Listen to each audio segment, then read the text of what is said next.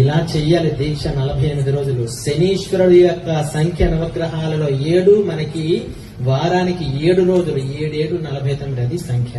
అర్థమైంది ఎప్పుడైనా మీకు ఎందుకు 48 రోజులు చెయ్యాలని? 48 రోజులు చేసి 49వ రోజు ఇరుముడి కట్టుకొని పరమ పవిత్రమైనటువంటి స్వామి వారి యొక్క దర్శనం చేసుకోవాలి. మరి చాలా మంది అంటారు వావరు స్వామి అని. వాస్తవంగా అది వావరు స్వామి వారు కాదు. వావరు అంటే స్వామివారి యొక్క నామాలలో ఒకటి. వా అంటే రా, వరు అంటే రండి, నా దగ్గరికి రండి అని అయ్యప్ప స్వామి మనల్ని పిలుస్తున్నారు.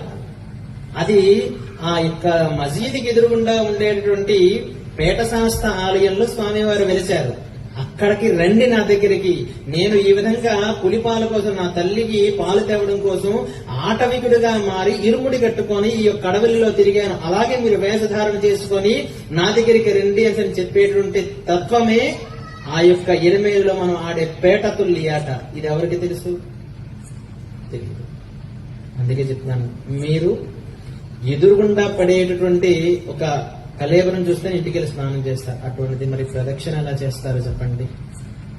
నేను అక్కడ ఎవరిని కించపరిచే విధంగా అనట్లేదు. మన మాలకు ఒక పవిత్రత ఉంది కదా, ఆ పవిత్రతని కాపాడుకోవాలంటే బయట నుంచి దండం పెట్టుకోండి. ఎవరైనా భక్తిగా ఉంటే బయట నుంచి దండం పెట్టుకోండి.